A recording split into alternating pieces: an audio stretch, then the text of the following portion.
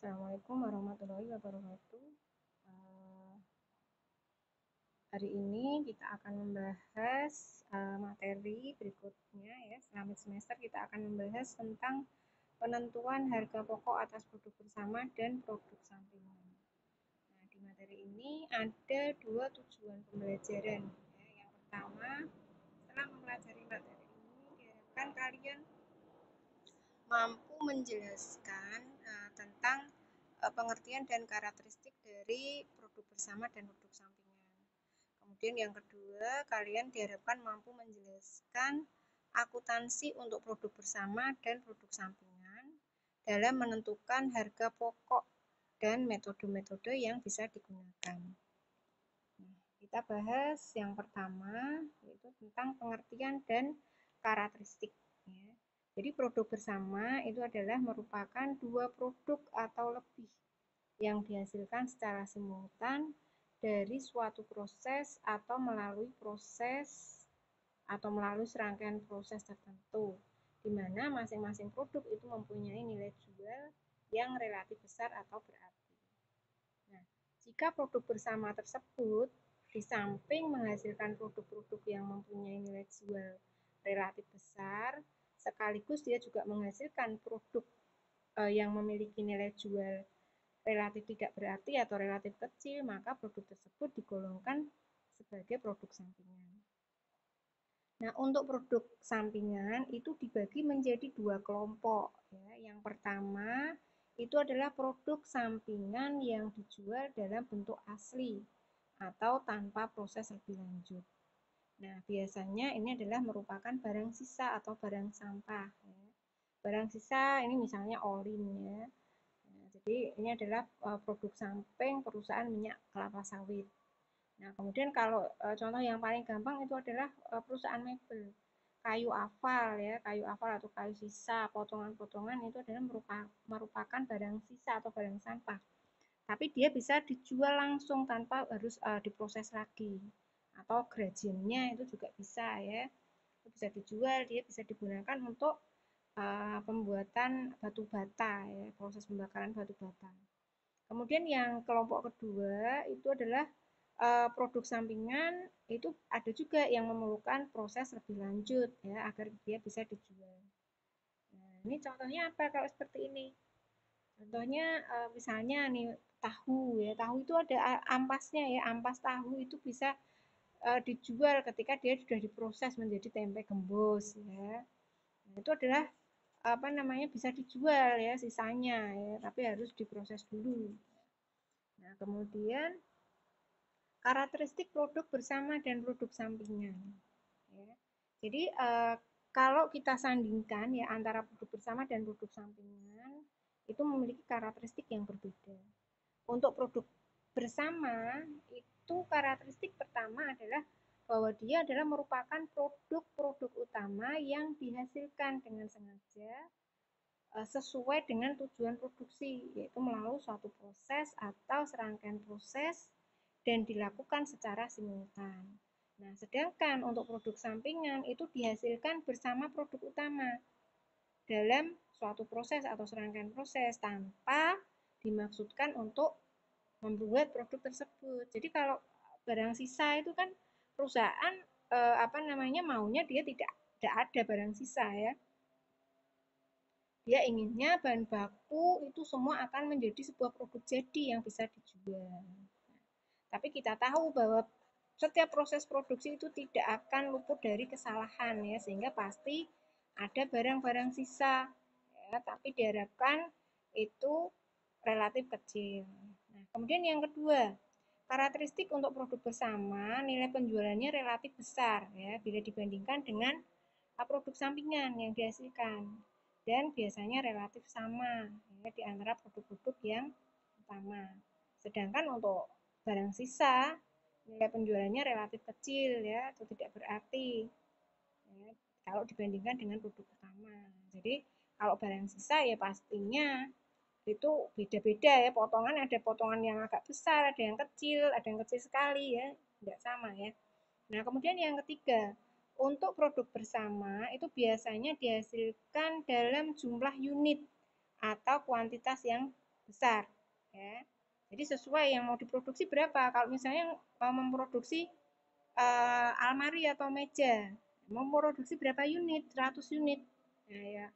Berarti jumlah yang diinginkan adalah 100 unit. Tapi kalau produk sampingan itu dihasilkan dalam jumlah unit yang sedikit ya.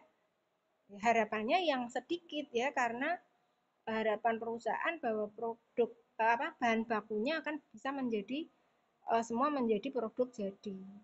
Nah, kemudian yang keempat, produk bersama seringkali memerlukan pengolahan lebih lanjut ya, dan pembungkusan ya, misalnya meja, kursi, biasanya dia membutuhkan proses amplas, proses finishing ya, pengecatan, packing, jok. Nah, seperti itu.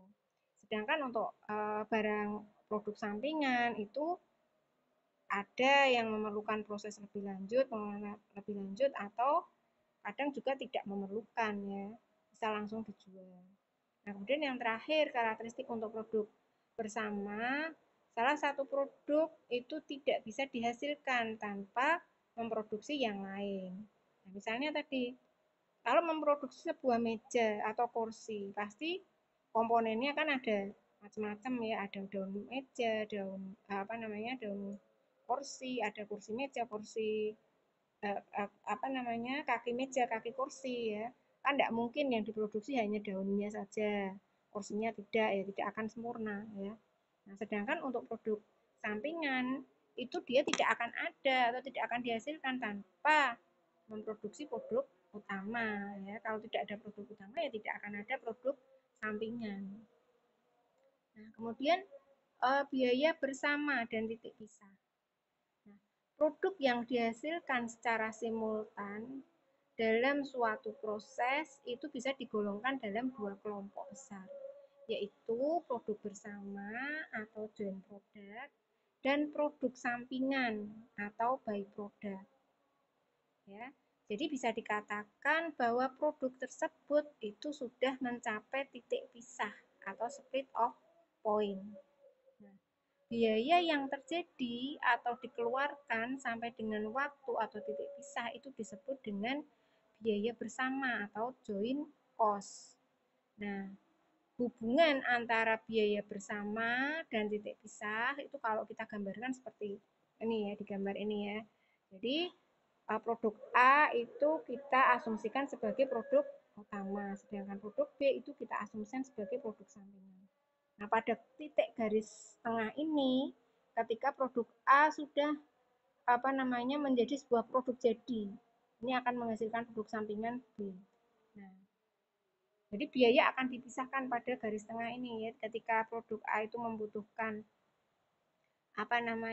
pengemasan lebih lanjut, pengolahan lebih lanjut, itu akan dipisahkan dengan produk sampingan ya, karena produk sampingan ada yang memerlukan proses, ada juga yang tidak memerlukan proses lebih lanjut.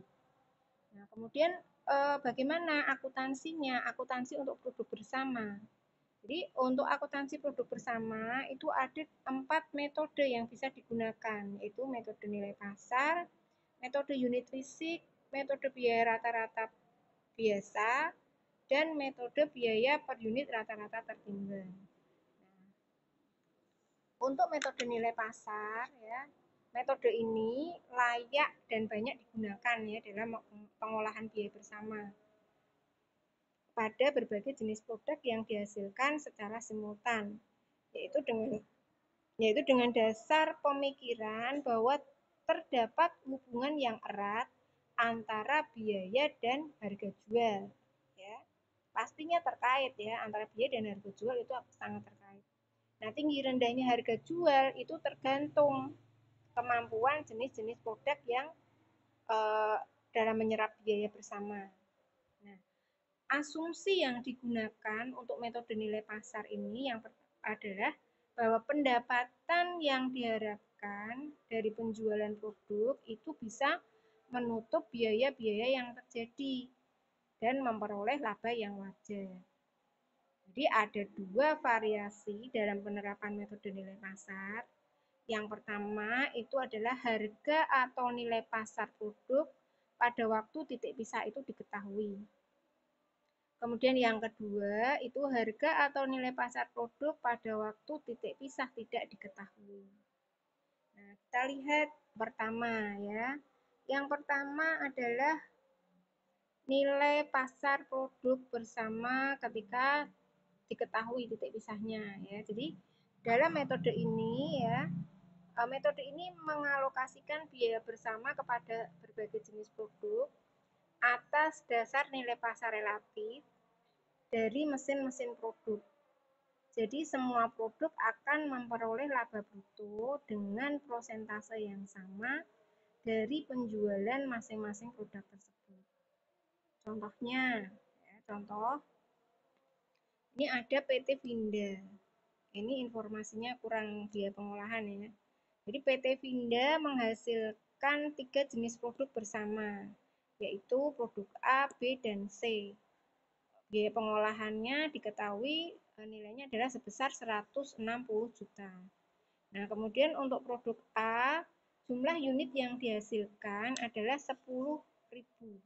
Kemudian produk B itu 15.000 dan produk C 15.000 juga. Untuk nilai pasarnya, produk A Rp5.000, produk B Rp6.000 dan C Rp4.000. Nah, bagaimana cara mengalokasikan dari biaya bersama tadi kalau kita menggunakan nilai pasar relatif ya? Kita lihat. Jadi kita masukkan dulu ke kolom ya, produk ABC masukkan, kemudian jumlah unit yang diproduksi tadi berapa masukkan. Kemudian nilai pasar per unitnya masukkan. Nah, setelah itu kita cari nilai pasarnya. Nilai pasar, jumlah nilai pasar untuk produk A, kamu kalikan antara jumlah unit yang diproduksi dengan nilai pasar per unitnya. Misalnya A 10.000 kali 5.000 sehingga ketemu 50 juta. Produk B dan C sama ya caranya, sehingga total jumlah nilai pasarnya adalah sebesar 200 juta.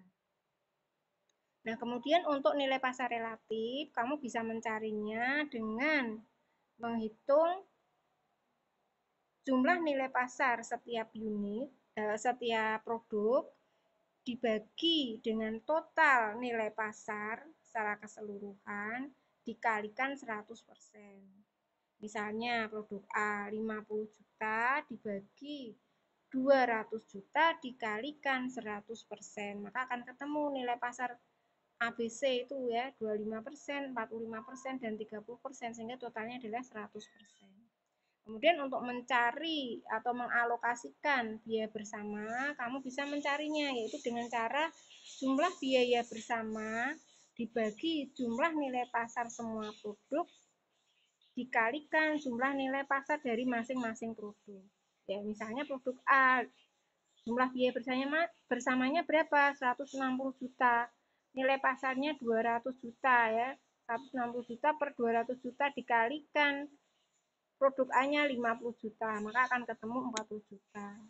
Atau bisa juga karena nilai pasar relatifnya sudah ketemu, kamu bisa langsung mengalihkan nilai pasar dengan alokasi, jumlah nilai alokasinya ya 25% kali 160 juta, 45% kali 160 juta, dan sebagainya.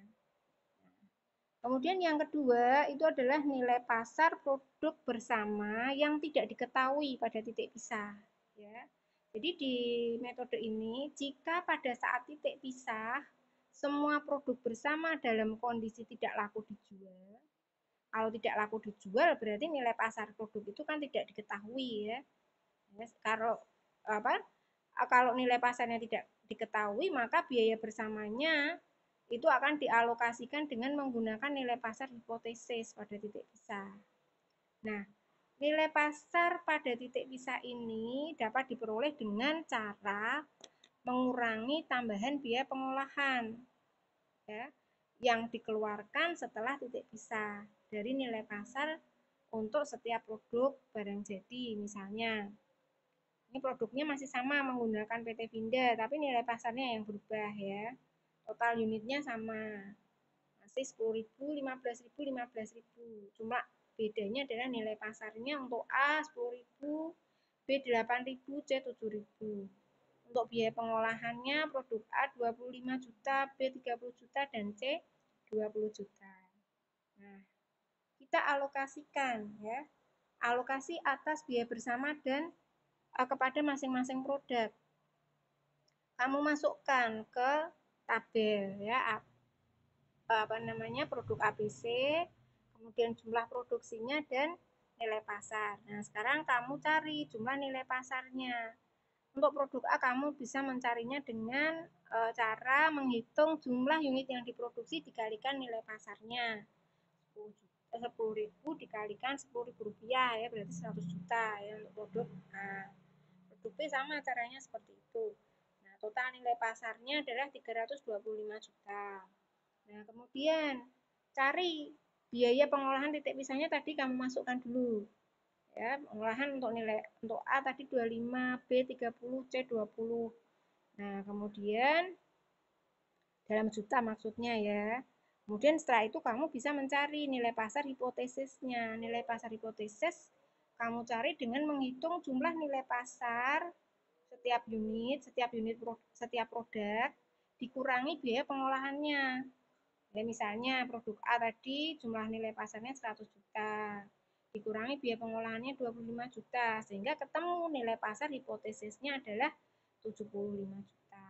Untuk B dan C sama caranya. Nah, bagaimana cara mengalokasikan biaya bersama untuk setiap produk? Ya, caranya adalah jumlah biaya bersama dibagi dengan jumlah nilai pasar hipotesis dikalikan jumlah nilai pasar hipotesis dari masing-masing produk. Misalnya produk A, nilai total biaya bersamanya adalah 160 juta, dibagi jumlah nilai pasar hipotesisnya 250 juta, dikalikan nilai pasar hipotesis produk A, berapa? Jumlah nilai pasar dari masing-masing produk. Nah, hipotesisnya untuk A adalah 75 juta. Sehingga akan ketemu 48 juta. B juga sama. Ya. Caranya 160 juta bagi 250 juta dikalikan 90 juta. Nah, begitu seterusnya. Nah, kemudian yang selanjutnya adalah metode unit fisik. Untuk metode ini mengalokasikan biaya bersama kepada produk-produk dengan menggunakan ukuran unit atau fisik sebagai basis alokasi. Ukuran fisik bisa dinyatakan dalam satuan berat, volume, atau bisa dengan ukuran yang lain. Nah, metode ini menghendaki bahwa produk bersama pada akhirnya itu harus diukur dalam unit pengukuran yang berlainan sehingga bisa digunakan suatu angka penyebut yang umum atau common denominator ya untuk mengkonversi produk bersama dan dalam bentuk pengukuran yang sama. Ini masih menggunakan PT Tinda juga ya. Contohnya ya asumsinya bahwa produk yang dihasilkan itu menggunakan satuan pengukur yang sama. Alokasi dari biaya bersama kepada produk yang dihasilkan itu adalah nih ya produk A nih ya produk A 10.000 alokasinya 40 juta, B 15.000 alokasinya 60 juta, C 15.000 alokasinya 60 juta sehingga totalnya adalah 160 juta untuk alokasi biaya bersamanya dan unit yang dihasilkan totalnya adalah 40.000. Nah, bagaimana cara mengalokasikan?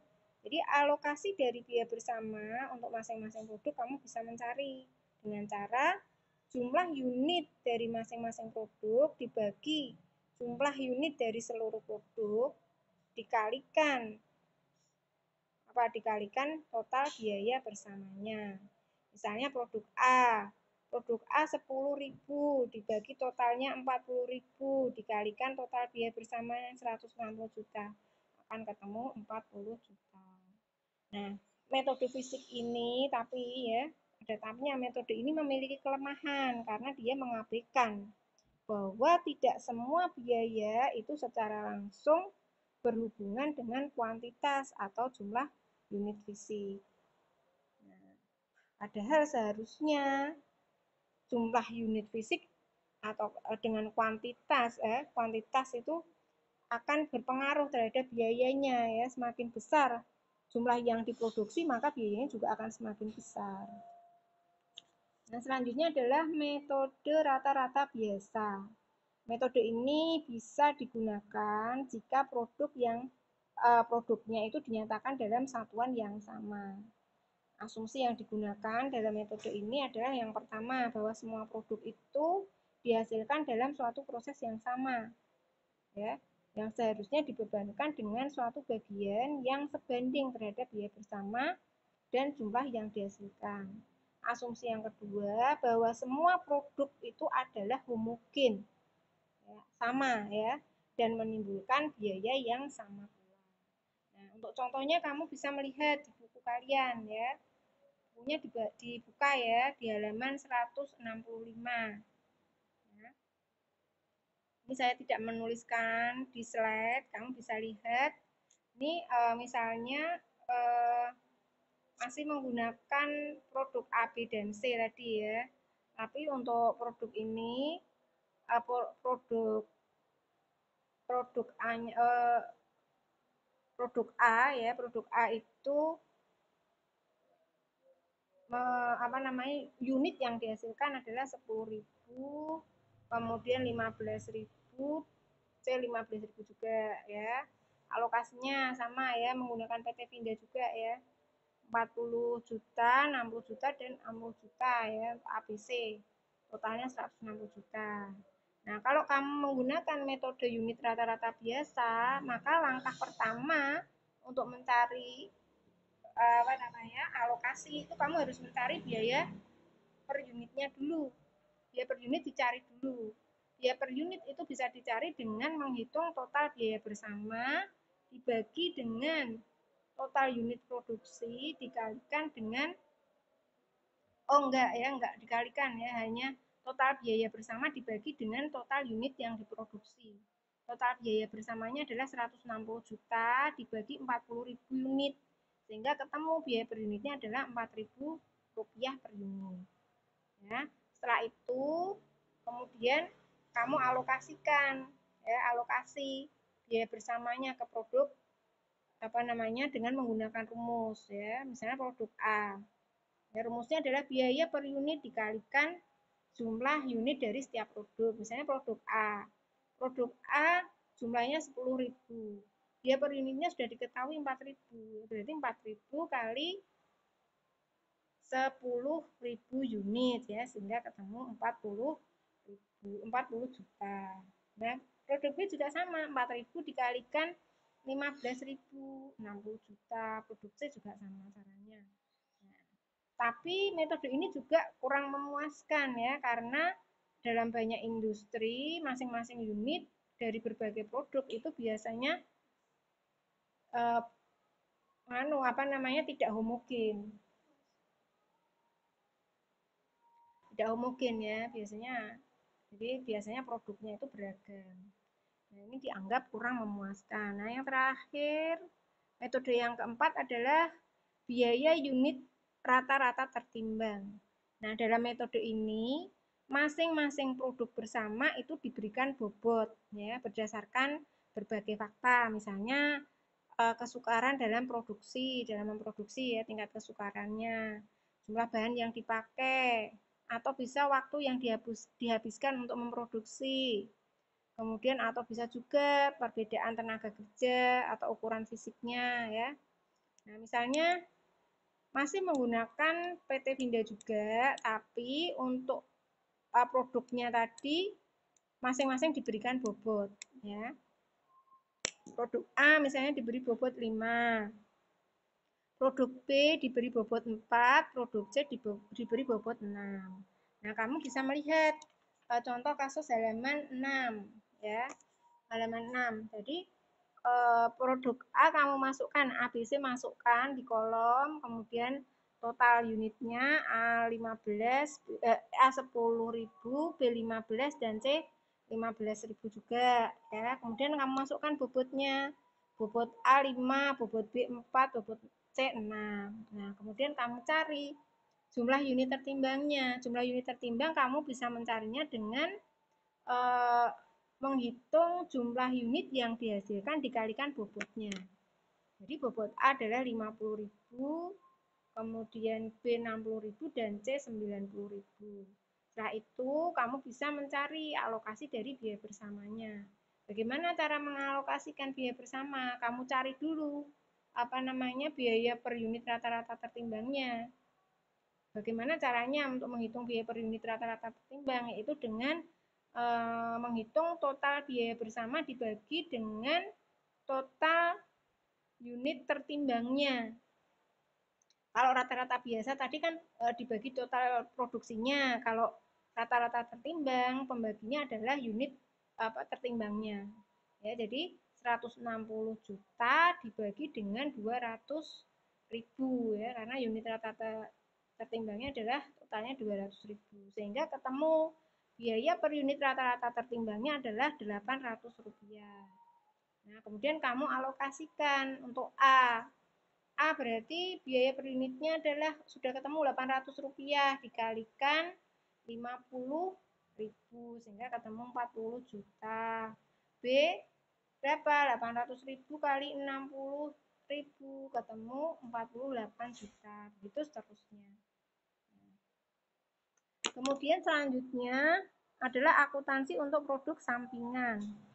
Nah, untuk akuntansi produk sampingan, perhitungan dan perlakuan biaya atau harga pokok dari produk sampingan itu dibagi menjadi dua kelompok.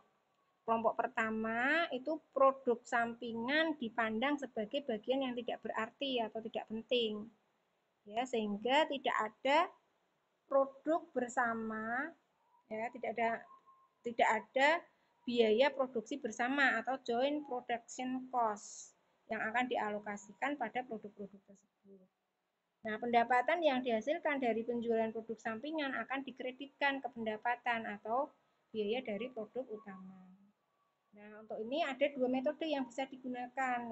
Metode pertama, pendapatan penjualan produk sampingan disajikan dalam laporan laba rugi, yaitu sebagai ABCD ini poinnya ya, sebagai pendapatan penjualan, sebagai pendapatan lain-lain, sebagai pengurang terhadap HPP dari produk utama, dan sebagai pengurang terhadap jumlah biaya produksi dari produk utama. Kamu bisa melihat buku kalian ya di halaman 167 sampai 169. Kamu lihat di situ ada contoh soalnya. Ya. Contoh soalnya itu persediaan awal adalah 2.000 unit, harga per unitnya 2.500, totalnya 5 juta persediaan awal. Kemudian jumlah produksinya 12.000 unit, dikalikan per unitnya 2.500, totalnya 30 juta. Kemudian penjualan dari produk utama 11.000 unit, totalnya 33 juta. Kemudian pendapatan dari penjualan sampingan, misalnya 3 juta.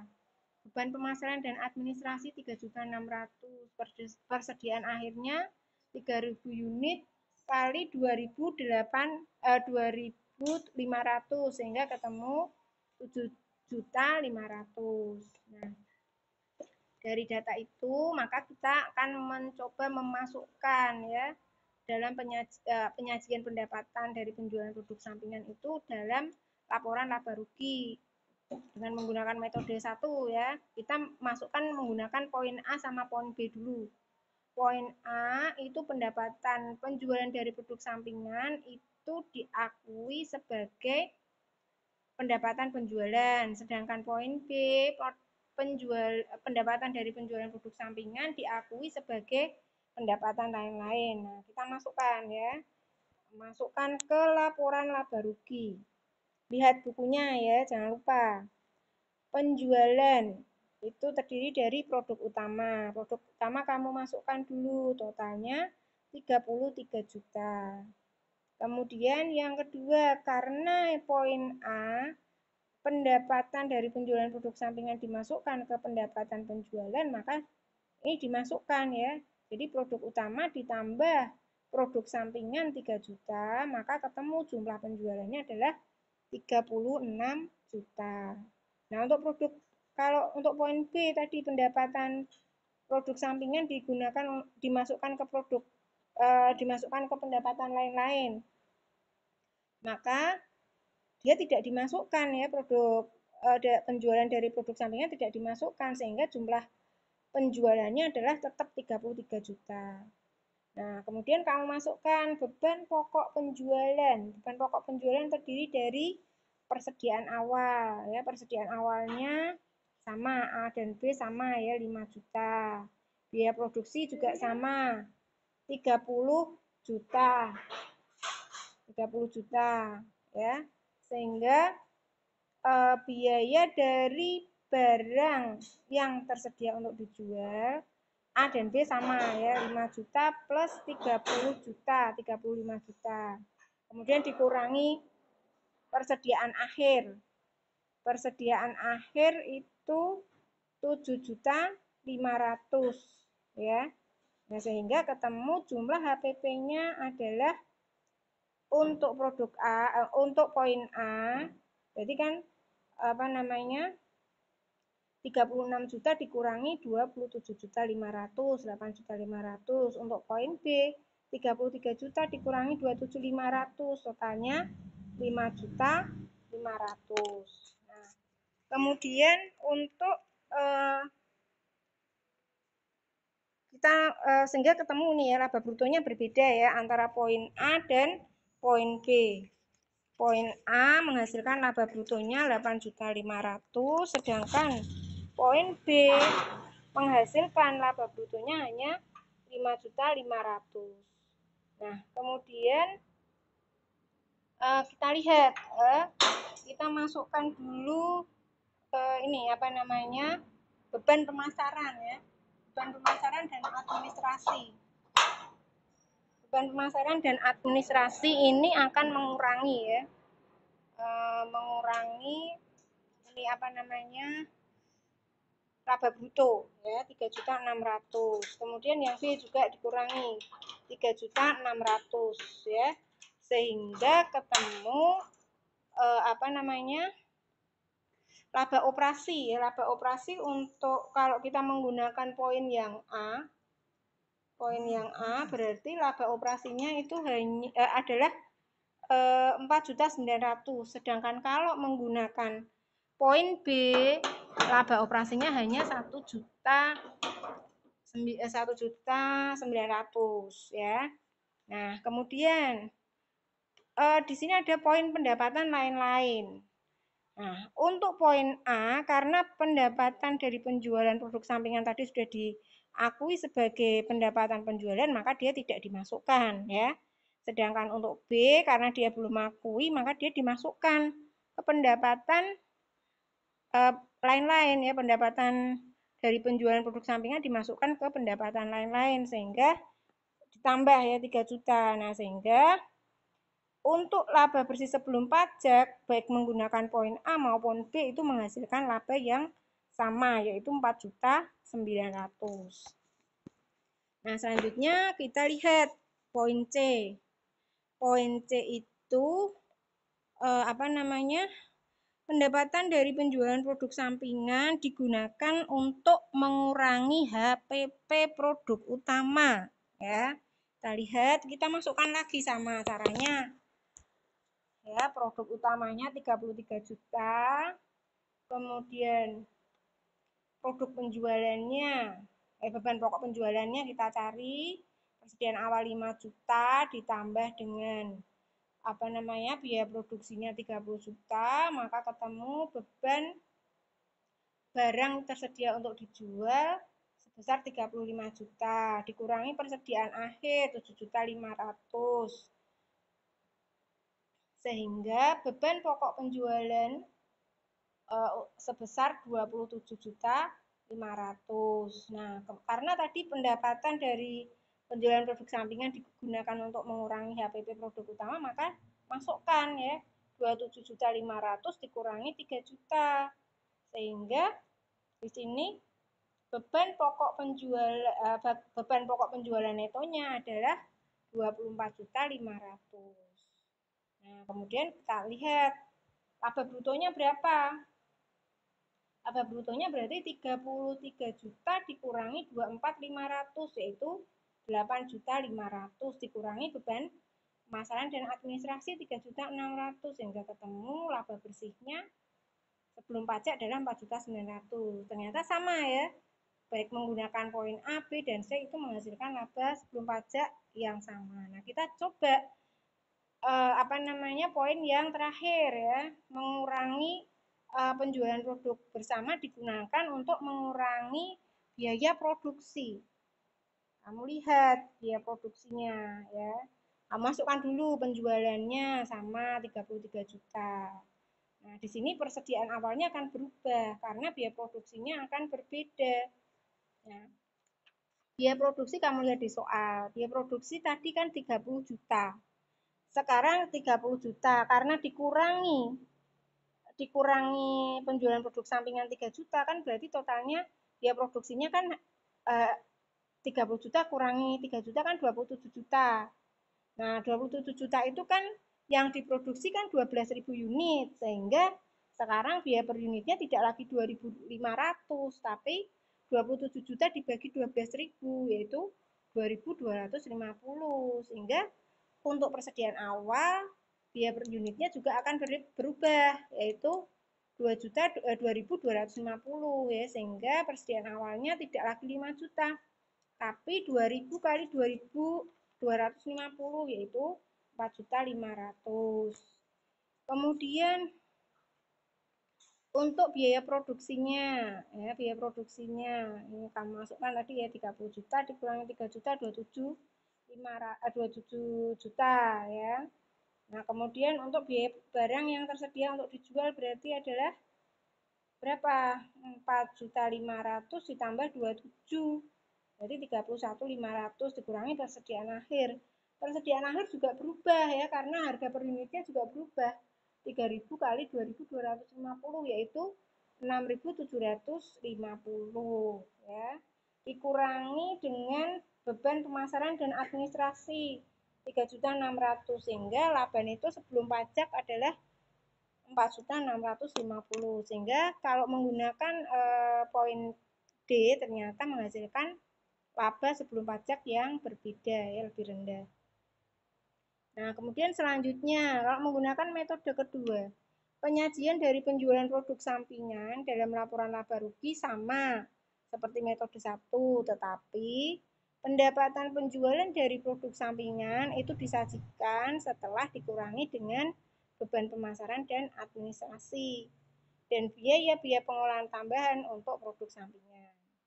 Nah, biaya pemasaran dan administrasi dan mungkin juga biaya overhead yang dialokasikan pada produk sampingan itu akan dibebankan pada pendapatan dari penjualan produk sampingan. Kemudian untuk kelompok kedua, sebagian dari biaya bersama dialokasikan kepada produk sampingan. Dan dua metode yang digunakan, metode 1 itu adalah metode nilai ganti atau the replacement cost ya.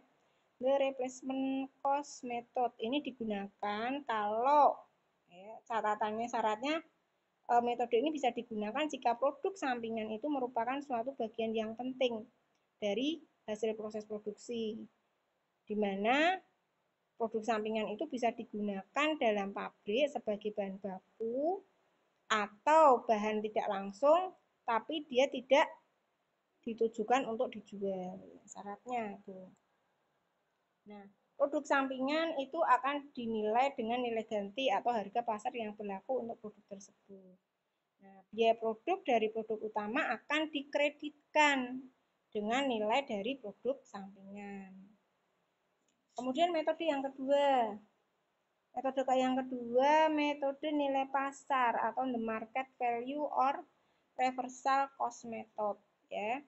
Jadi dalam metode ini sebagian dari biaya bersama itu akan dialokasikan pada produk sampingan. Dengan menggunakan nilai pasar, biaya produk sampingan bisa ditaksir yaitu dengan cara menghitung mundur dari nilai pasar ke biaya. Nah, laporan laba rugi, nilai dari produk sampingan itu akan disajikan sebagai pengurang dari jumlah biaya produksi. Dan nilai dari produk sampingan itu berasal dari nilai taksiran. Contohnya kamu bisa melihat buku kalian ya.